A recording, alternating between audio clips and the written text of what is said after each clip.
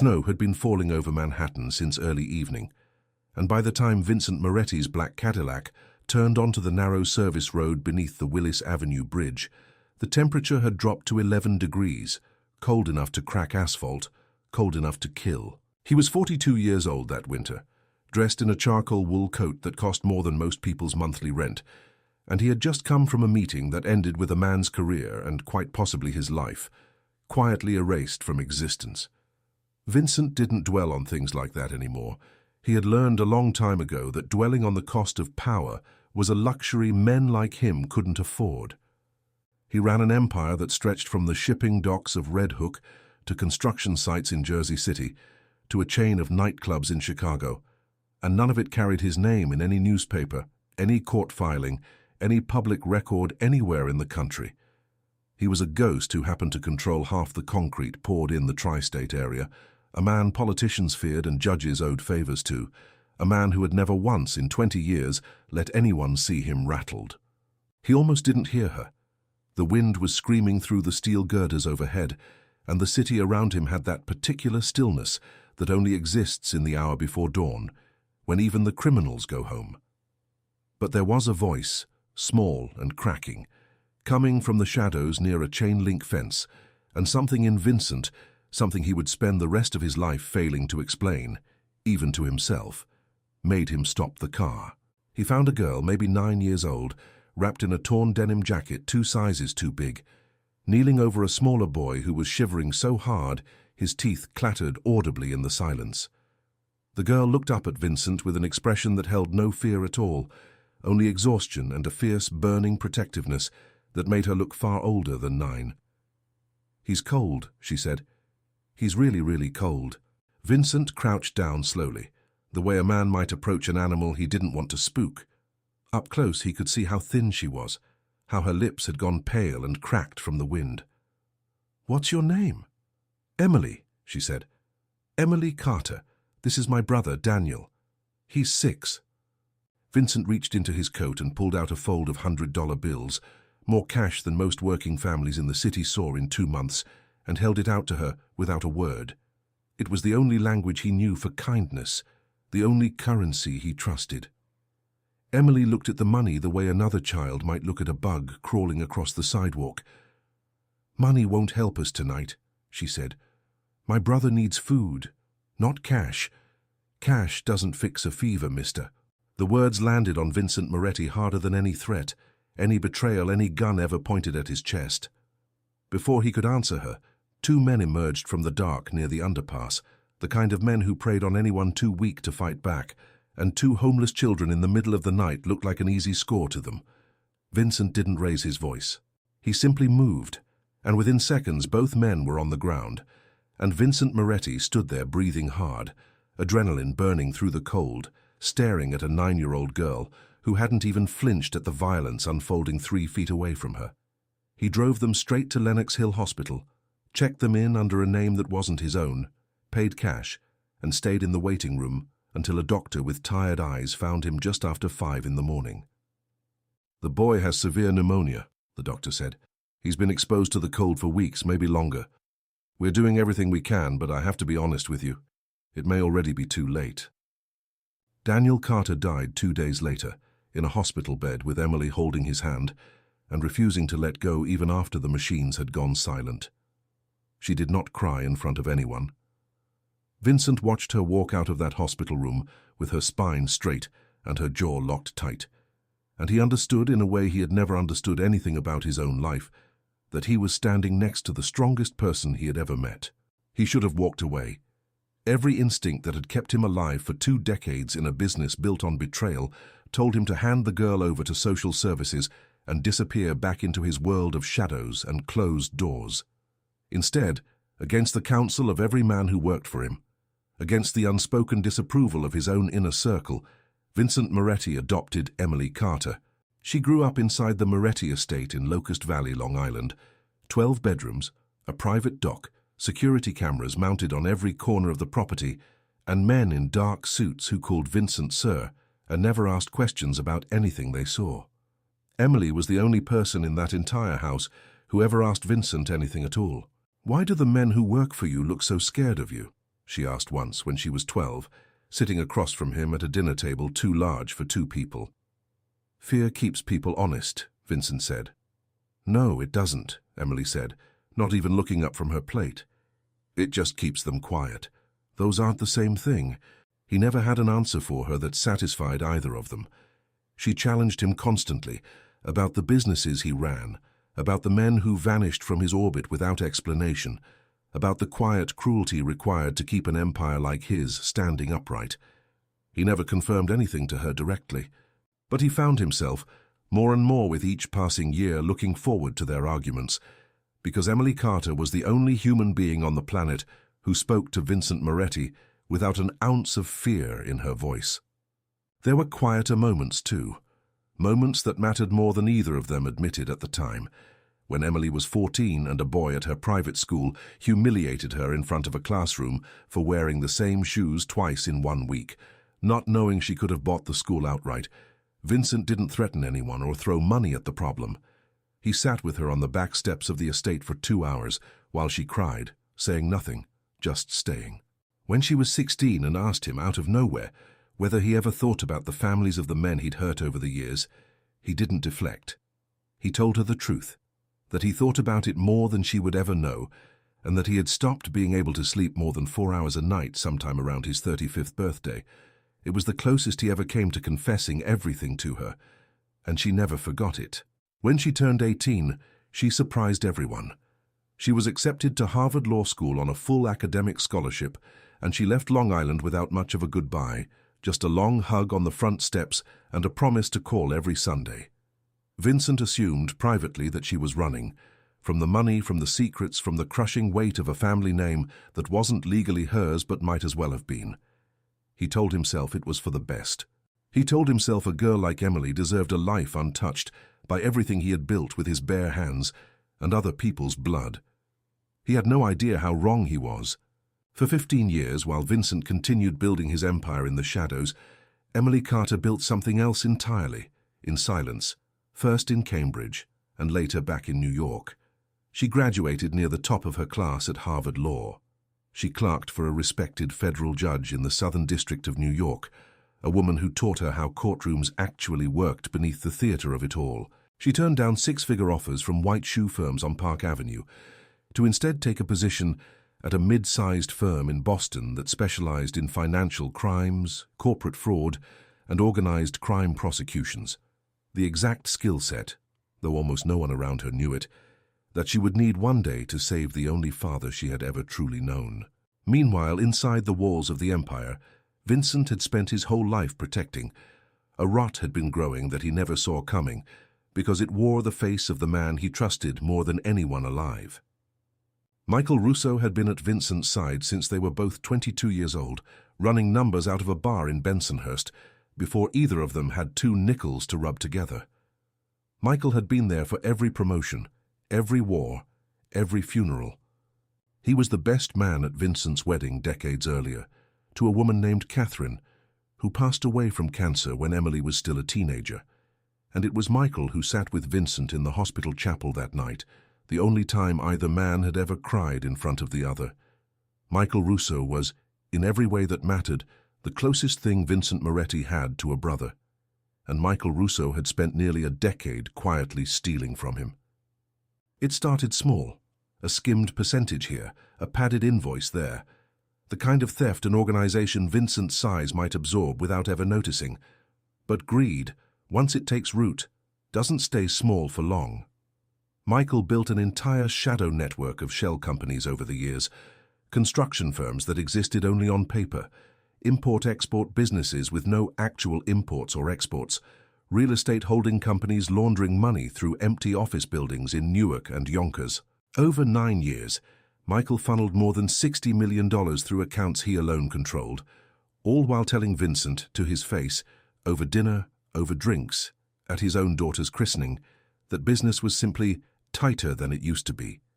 When Michael realized federal investigators were finally closing in, not on him directly, but on suspicious financial activity connected to Moretti-affiliated companies, he made the decision that would define the rest of both men's lives. Rather than confess, rather than run, rather than accept whatever mercy an old friendship might still afford him, Michael Russo decided to burn Vincent Moretti to the ground and let the fire cover his own tracks completely. He began forging documents with a patience that bordered on obsession. He manufactured a paper trail suggesting Vincent, not Michael, had personally directed every fraudulent transaction, every act of money laundering, every threat used to silence witnesses along the way. He paid off 2 lower-level associates to testify that Vincent had given them direct orders. He planted digital records on servers Vincent barely understood, backdated emails, doctored signatures using a forger he'd used twice before for smaller jobs. It took Michael almost 3 years to build a case against his own best friend, so airtight that even Vincent's most loyal attorneys, when the indictment finally landed, quietly believed there was no way out at all. The raid happened at 5:40 in the morning on a Tuesday in late October. Vincent was 57 years old. Federal agents from the FBI's Organized Crime Task Force, working alongside the U.S. Attorney's Office for the Eastern District of New York, stormed the Locust Valley estate with a small army of vehicles and a warrant naming Vincent Moretti as the architect of what prosecutors were calling the largest coordinated money laundering and racketeering conspiracy in New York in over 2 decades. By that afternoon, his face was on every news channel in the country. Reporters camped outside the federal courthouse in Brooklyn for days. Legal analysts on cable news debated, with the casual cruelty of people discussing a stranger, whether Vincent Moretti would spend the rest of his natural life in a federal penitentiary. Men who had spent years pretending loyalty to Vincent began quietly jockeying for position, wondering who might inherit what remained of an empire that seemed, almost overnight, to be collapsing under evidence no one had seen coming. Vincent sat in a cinder block holding cell in the Metropolitan Detention Center in Brooklyn, and for the first time in his adult life, he understood what it felt like to be powerless. His legal team, 3 seasoned white-collar defense attorneys who had handled some of the most complicated financial crime cases in the country, reviewed the prosecution's evidence and came back to him with faces that told him everything before a single word left their mouths. "Vincent," his lead attorney said quietly, "I've done this for 26 years. I have never seen a paper trail this complete. Signed authorizations, wire transfer approvals bearing your digital signature, recorded phone calls referencing accounts you allegedly control personally. If this goes to trial as it stands right now, I cannot promise you anything except the worst possible outcome." "I didn't do any of it," Vincent said. And for once in his life his voice cracked slightly on the words because he understood, with a sick and sudden clarity, how useless the truth sounded against evidence engineered to bury it completely. 3 weeks before the trial was scheduled to begin, with Vincent's legal team preparing him, with visible reluctance for the reality of a plea deal that would still almost certainly mean the rest of his life behind bars, something happened that no one in that courtroom saw coming. On the first morning of pre-trial motions, the massive oak doors at the back of the room opened, and a young woman none of the assembled press recognized walked in wearing a sharp black suit, carrying nothing but a slim leather portfolio under one arm. Vincent, seated at the defense table in a prison-issued jumpsuit that had replaced his tailored suits, looked up and for a moment forgot entirely how to breathe. It was Emily, 24 years old. A licensed attorney barely a year out of her clerkship, already regarded in certain legal circles as one of the sharpest young minds handling financial crime cases on the East Coast. She walked to the defense table, addressed the presiding judge with the calm, practiced authority of someone twice her age, and formally requested to be added to Vincent Moretti's defense team as co-counsel of record. The judge, a stern woman named Judge Patricia Holloway, who had presided over organized crime cases in the Eastern District for nearly 2 decades, studied Emily's credentials for a long, silent moment before granting the motion. Whispers rippled through the packed gallery. Reporters scrambled to figure out who this young lawyer was and why Vincent Moretti's defense had suddenly, inexplicably changed shape. Vincent leaned toward her the moment they had a private minute in the small conference room adjoining the courtroom. "Emily, what are you doing here? This isn't your fight. I don't want you anywhere near this, do you understand me?" "It became my fight 15 years ago," Emily said, "under a bridge when a man who didn't owe me anything chose to save my life instead of driving past it. You could lose your license over this. You could lose everything you've built for yourself if it goes wrong. I've spent 15 years building exactly the skill set to make sure it doesn't go wrong, Emily said, and opened the leather portfolio, sliding a single document across the table toward him. It was a financial forensics report, dense with numbers, dozens of pages long, her own name listed as lead analyst. I didn't leave New York to get away from you, Vincent. I left to learn how to fight for you the right way, with facts a courtroom can't ignore no matter how much it wants to. For the first time since the raid, something in Vincent's chest loosened, just slightly, like a fist unclenching after years of being closed. Emily explained in the quiet hours before the trial resumed what she had actually been doing for the better part of a decade. Using her position at her firm, using contacts built through her federal clerkship, using resources most young attorneys never had access to, she had spent years quietly tracing financial irregularities inside businesses connected to the Moretti network, irregularities that predated the FBI's own investigation by nearly 5 years. She had never told Vincent, because for a long time she hadn't been certain exactly what she was looking at, or who was actually responsible. She only knew, deep down, that something was wrong long before federal investigators ever caught the scent of it. What she found, buried under layers of shell companies and falsified paperwork, was a pattern pointing not toward Vincent Moretti's direct involvement, but toward a single individual who had access to every account, every signature, every internal system Vincent trusted without question: Michael Russo. "He's been stealing from you for almost a decade," Emily told him, her voice steady even as she watched the words land on him like a physical blow. "And when he realized the feds were closing in on the financial activity, he didn't come to you. He didn't confess. He built a case against you instead, using the access and trust you gave him to save himself." Vincent sat in silence for a long moment. Michael Russo had been at his wedding. Michael Russo had sat beside his hospital bed after a shooting in 2009 that nearly killed him. Michael Russo had held Vincent's hand the night his wife died, the only time either man had ever wept in front of the other. "I don't believe you," Vincent said quietly. Not because he doubted her, but because some part of him needed, for just a few more seconds, to protect the last piece of loyalty he had left in the world. "I know," Emily said gently.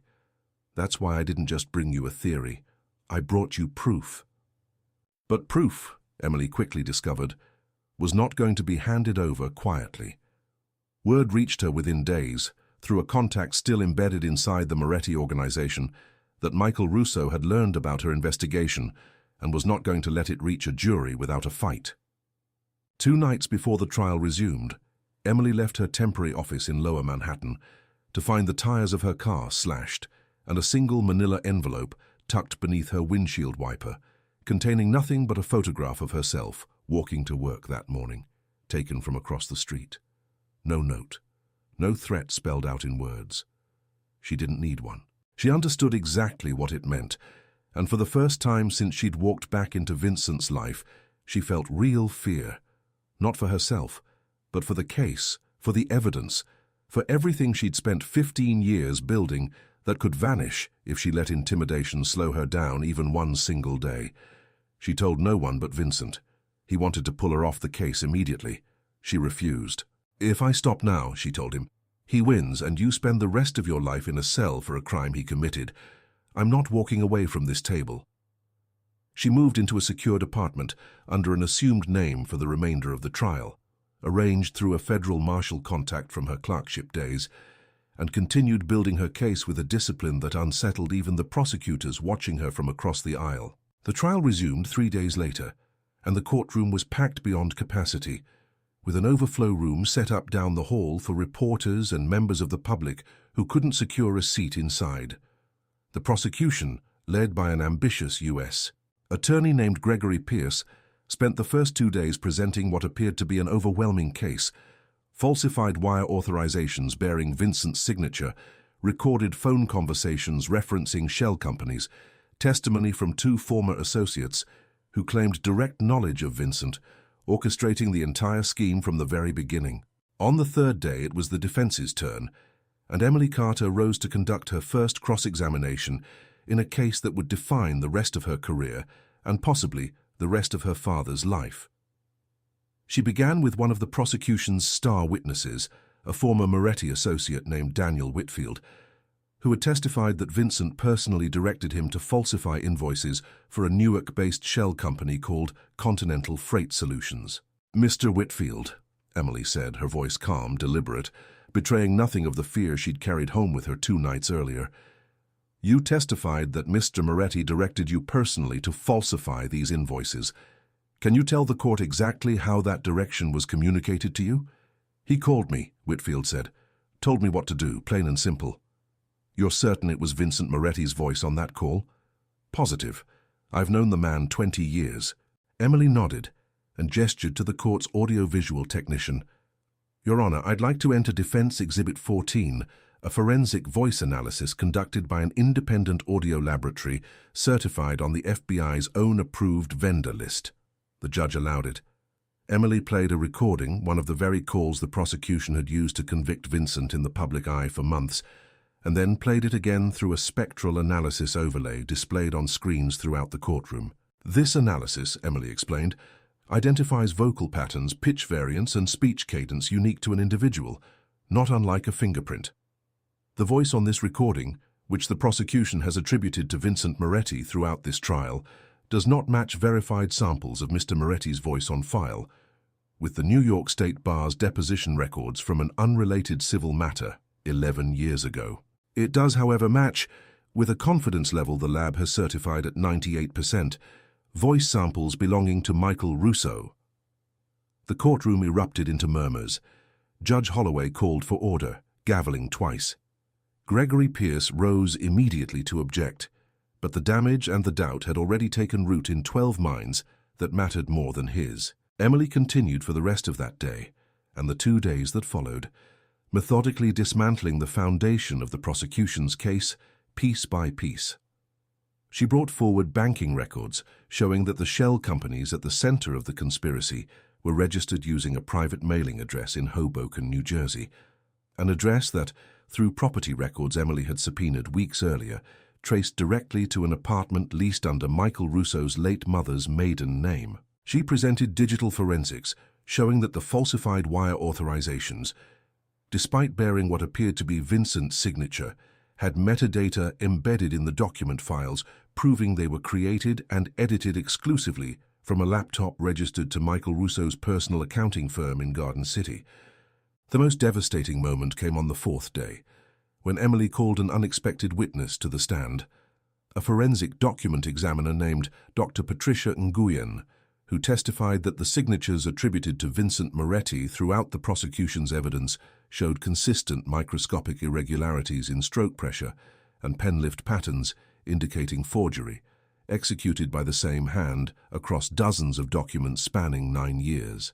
"In my professional opinion," Dr. Nguyen testified, her tone clinical and unshakable, "these signatures were not produced by Mr. Moretti.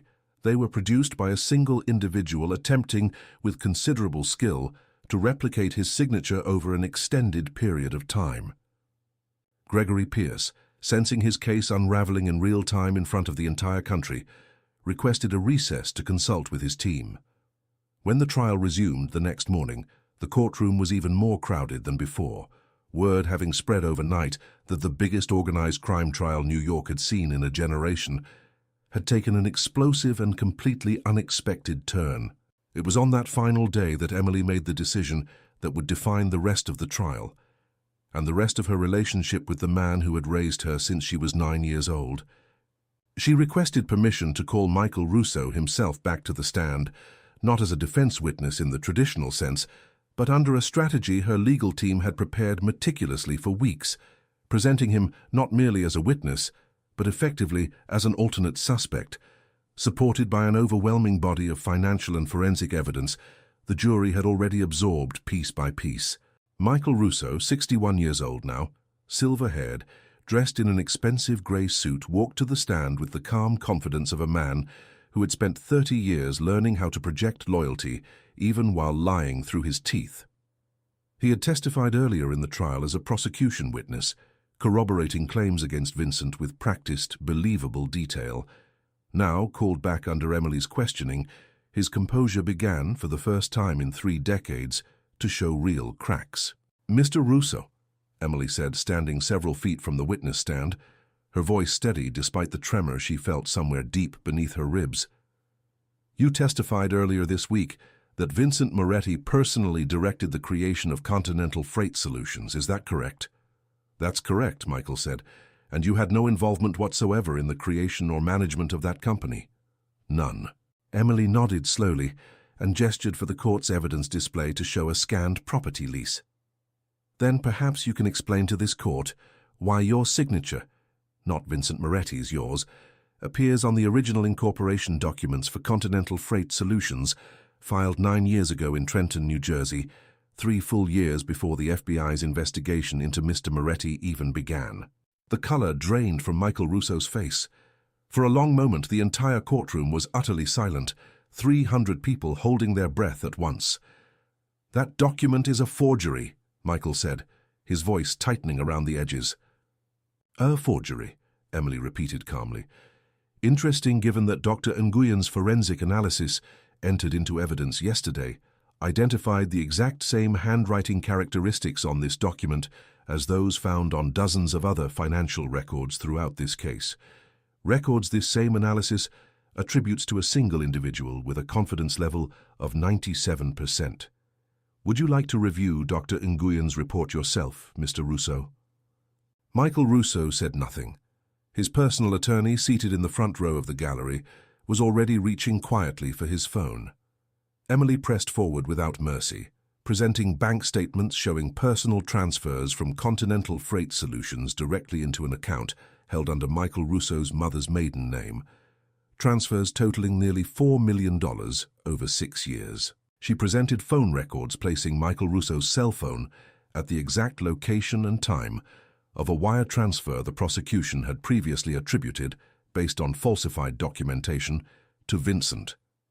She presented testimony from a former bookkeeper, located weeks earlier through painstaking investigative work, who confirmed under oath that Michael Russo had personally instructed her to alter internal ledgers to obscure the true ownership of several shell companies. By the time Emily concluded her questioning, Michael Russo sat frozen at the witness stand, his hands trembling slightly, the practiced calm of 30 years finally, completely gone. "Mr. Russo," Emily said quietly, her voice carrying an emotional weight the courtroom hadn't heard from her until that moment. "You were his family. He trusted you with everything he had. And when the walls started closing in around the empire, you built off his name. You didn't come to him. You didn't tell him the truth. You let federal agents drag him out of his own home in handcuffs, rather than admit what you had done for 9 years. "Objection," Gregory Pierce called out, though his voice carried none of the conviction it had held days earlier. "Counsel is testifying, not questioning." "Withdrawn," Emily said, and returned to her seat beside Vincent, who was staring at Michael Russo with an expression of grief that had nothing left to do with the trial at all. The jury deliberated for 11 hours over 2 days. When they finally returned, the foreperson announced not guilty verdicts on all 23 counts against Vincent Moretti. Within 72 hours, based on the overwhelming evidence Emily's investigation had surfaced, federal prosecutors filed new charges against Michael Russo: racketeering, wire fraud, money laundering, and obstruction of justice. He was arrested at his home in Saddle River, New Jersey, and would eventually be sentenced to 18 years in federal prison, a sentence he would spend the rest of his life insisting, quietly and without much conviction, had been unfair to a man who'd given the Moretti organization 30 years of his life. Vincent Moretti walked out of the federal courthouse in Brooklyn, a free man on a gray Thursday morning in early spring, exactly 141 days after federal agents had led him out of his own home in handcuffs. Reporters shouted questions from behind police barricades. Cameras flashed in a blinding wall of light. Vincent said nothing to any of them. He walked straight to where Emily was standing near the courthouse steps, pulled her into an embrace, and for the first time since the night beneath the Willis Avenue Bridge 15 years earlier, Vincent Moretti cried openly in front of another human being, in front of cameras, in front of the whole country if it cared to watch. "You didn't have to do any of this," he said quietly, his voice breaking against her shoulder. "You could have had a normal life, a safe one, far away from all of it." "You gave me a normal life the night you stopped your car under that bridge," Emily said. "I wasn't going to let anyone take it away from you, not after everything it cost us both to get here." In the months that followed, Vincent made a decision that surprised everyone who thought they knew him, including himself. He began quietly dismantling the illegal portions of his empire, the illicit gambling operations, the shell company networks, the entanglements with union corruption that had defined his business for 3 decades, and restructured what remained into legitimate real estate and logistics companies, publicly registered, fully compliant, transparent in a way Vincent Moretti had never once allowed himself to be in his entire adult life. It wasn't full redemption. There were debts, both moral and literal, that could never be fully repaid, relationships damaged beyond any repair, years of harm done to people who would never know his name, but had suffered under the weight of decisions he'd made in boardrooms and backrooms alike. But it was, for the first time in his life, an honest beginning, built on nothing but the truth. Emily joined the U.S. Attorney's Office in the Southern District of New York the following year, choosing, deliberately, to spend her career prosecuting the kind of financial fraud and corruption that had nearly destroyed the only family she had left in the world. On the wall of her office, she kept a single photograph, not of her Harvard graduation, not of the courtroom victory that made her name known across the legal community, but a small, worn photograph of a 9-year-old girl and her 6-year-old brother, taken by a hospital social worker on the last night Daniel Carter was alive. Vincent visited that office often in the years that followed, always bringing coffee neither of them particularly liked, always finding some excuse to stay longer than either of them strictly needed to. Because somewhere beneath a bridge, on the coldest night of his life, a man who had built an empire out of fear had been given something he never expected to receive in return, a daughter who would spend 15 years quietly learning exactly how to save him. Not with money, not with power, but with nothing more than the truth. If this story hit you the way it hit me writing it, don't scroll past this part. Hit that subscribe button right now, tap the bell so you never miss what's coming next, and drop a comment telling me where you're watching from tonight. Because these stories only keep coming as long as this community keeps growing. There's another emotional story just like this one waiting for you right now on this channel, so click it, stay a little longer, and let's go through it together.